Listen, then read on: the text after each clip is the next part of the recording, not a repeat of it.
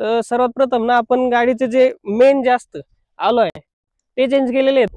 Showroom मधून आपण top मॉडेलची ग्रिल परचेस केली होती, जे की सीट कव्हर जर बघितले तर बकेट फिट सीट कव्हर आपण गाडीमध्ये बसवलेले आहेत, ज्याची कॉस्टिंग आपल्याला। नमस्कार मित्रांनो, स्वागत आहे तुमचं आपल्या ऑटो ज्ञान मराठी यूट्यूब चॅनलवरती। तर आपण आज 2022 मध्ये जी क्रेटा परचेस केली होती ना, तिच्या मॉडिफिकेशन बद्दल बोलणार आहोत।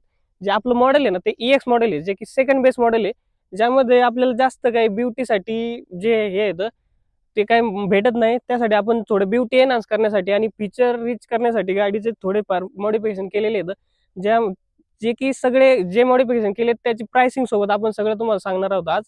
तर सर्वात प्रथम ना आपण गाडीचे जे मेन जास्त अलॉय ते चेंज केलेले आहेत, म्हणजे यामध्ये तुम्हाला स्टील जे हे भेटतात, आपल्याला स्टीलचे कॅप आणि कव्हर वगैरे भेटतात, जे की आपण प्लॅटीचे अलॉय हे केलेले आहेत, फिट केलेले आहेत गाडीमध्ये, ज्याची कॉस्टिंग आपल्याला 30,000 रुपये पडली होती विथ फिटिंग।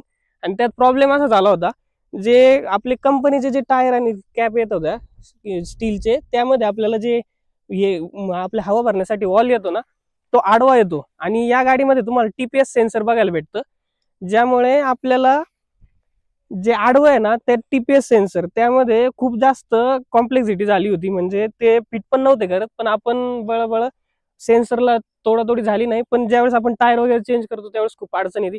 याची कॉस्टिंग आपल्याला 30,000 रुपये पडली होती, ते तर तुम्हाला सांगितलंच आहे मी। त्यानंतर जर पाहिलं तर Chrome door handle body colour हे येतात आपल्याला क्रेटामध्ये या मॉडेलमध्ये, पण आपण ते फिट केले तर याला जास्त काही कॉस्टिंग नाही लागली। 300 रुपयात आपल्याला क्रोम डोर हँडल टाकून भेटले होते। त्यानंतर नंबर प्लेट फ्रेम आपण टाकलेले, त्या पण 200-250 रुपयात भेटल्या होत्या। त्यानंतर रूपरेल, जे की आपण आउटसाइड फिट, म्हणजे कंपनी जे काम झाले ते फक्त इलेक्ट्रिकल पार्टचं काम झाले, म्हणजे शोरूम मधलं। त्यानंतर आपण जे बाहेरचं एक्स्ट्रा ऍड ऑन आहे, जसं अलॉय झालं, रूपरेल झालं, ह्या गोष्टी आपण दुकानातून परचेस केलेल्या आहेत, ज्या की आपल्याला खूप कमी मध्ये पडल्या आहेत। हेच आपल्याला जर कंपनीमधून म्हणजे शोरूम मधून जर घ्यायचं असतं तर ते आपल्याला 6-7 हजार रुपये कॉस्ट करत गेलं असतं। त्यानंतर इकडे जर आलं तर डोर प्रोटेक्टर बसवलेले आहेत आपण, ते 50-60 रुपयात भेटून जातात तुम्हाला बाजारामध्ये। त्यानंतर मड फ्लॅप वगैरे, ते मड फ्लॅप 600चे 4 येतं।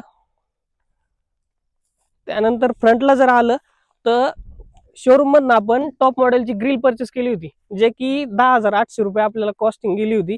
जे बेस मॉडेलचं ग्रिल आहे ते पूर्ण ब्लॅक मध्ये येतं, हे टॉप मॉडेल मध्ये क्रोम मध्ये सिल्वर मध्ये ग्रिल येतं, 10,800 रुपये यासाठी लागले होते। त्यानंतर खाली जर पाहिलं तर फॉग लॅम्प या मॉडेल मध्ये येत नाही, फॉग लॅम्प पण आपण 6,000 रुपये फिट केलेलं आहे, फॉग लॅम्पची कॉस्टिंग तेवढी गेली होती। त्यानंतर आतमध्ये जर आलं तर इथे आपण मॅटिंग केलेली 7D मॅट्स आपण गाडीमध्ये बसवलेले आहेत चारी पण। त्यानंतर खाली लॅमिनेशन पण केलंय। आता तुम्ही म्हणत असाल लॅमिनेशन आणि 7D मॅट्स हे कसं कॉम्बिनेशन, पण केलंय आपण ते फिट, कारण काय होतं बऱ्याच वेळा पाणी वगैरे सांडतं, तर लॅमिनेशन केल्यानंतर वरती जर राहिलं तर खाली पण काही जास्त माती वगैरे ते पण साफ करता येतं व्हॅक्यूम क्लिनरने। तर आपल्याला 7D मॅक्सची कॉस्टिंग गेली होती 6,000 रुपये, आणि लॅमिनेशनसाठी 2600 वेगळे लागले होते। त्यानंतर सीट कव्हर जर बघितले तर बकेट फिट सीट कव्हर आपण गाडीमध्ये बसवलेले आहेत, ज्याची कॉस्टिंग आपल्याला 8,000 रुपये गेली होती। चारी पण सीट कव्हर आपण कृपाल कार ॲक्सेसरीज म्हणून नगरमध्ये तिथून आपण फिट केल्या होत्या। माग जास्त काही चेंज नाहीये, कंपनीचंच आहे, फक्त सीट कव्हर चेंज केलेले आहेत। त्यानंतर बॅकला जर आलं तर आपण कॅमेरा इन्स्टॉल केलेला आहे, स्क्रीन कंपनीची येते पण कॅमेरा आपण शोरूम कडनं घेतला होता, कॅमेरा या मॉडेलमध्ये येत नाही। त्यानंतर एवढेच आपण या मॉडेलमध्ये एक्स्ट्रा ऍड ऑन केलेले आहेत। या ऍड ऑन वरती गाडी आपल्याला बेस मॉडेल कुठे दिसते का कमेंट करून सांगा। एवढा जास्त लुक एनहान्स होतो तो म्हणजे फक्त अलॉय वगैरे आणि थोडेसे रूपरेल वगैरे या गोष्टींनी तुमच्या गाडीची पूर्ण लुक चेंज होतो। जास्त काही कॉस्टिंग जात नाही, बेस्ट टू टॉप करण्याची पण तुम्हाला गरज नाही, कारण ई मॉडेल मध्ये तुम्हाला बेस्ट टू टॉप करण्याची गरज पडते, किंवा स्क्रीन वगैरे स्पीकर वगैरे या गोष्टी तर या मॉडेल मध्ये येऊन जातात।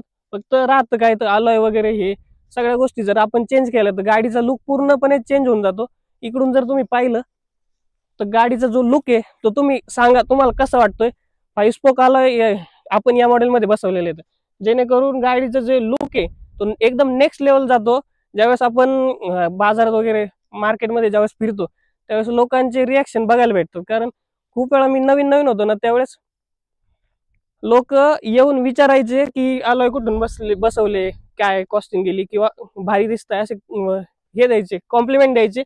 त्यानंतर फक्त याचा डिसएडव्हान्टेज एवढा आहे की ज्यावेळेस तुम्ही आउटसाइड फिटेड अलॉय बसवता त्यावेळेस ते टायर थोडासा बाहेर येतो, आणि बाहेर आल्यानंतर जे पावसाळ्यात काय होतं, जे चिखलात वगैरे गाडी जाते ना, त्यानंतर हे बाहेर आल्यामुळं टायर पूर्णपणे दरवाजा वगैरे पूर्ण लवकर घाण होतो. म्हणजे तुम्ही जर सकाळी गाडी धुतली थोडं फक्त 2-4 किलोमीटर जरी बाहेर गेलं तर पूर्ण गाडी भरून जाते. पण काही जरी तुम्हाला लुकसाठी एनहान्स करायचं असेल तर डिसएडव्हान्टेज पण कुठं ना काही ना काही असतंच. त्यामुळे तुमच्या याच्यावर तुम्हाला आउटसाइड फिटेड अलॉय घ्यायचे की कंपनीचे घ्यायचे. जर लुक एकदम युनिक कार करायची असेल तर तुम्हाला आउटसाइड साठी जावं लागेल. तर एवढं सगळं आपण या गाडीमध्ये केलंय. तुम्हाला काय वाटतं, अजून काही मॉडिफिकेशन करायला पाहिजे आपण या गाडीत किंवा नाही करायला पाहिजे?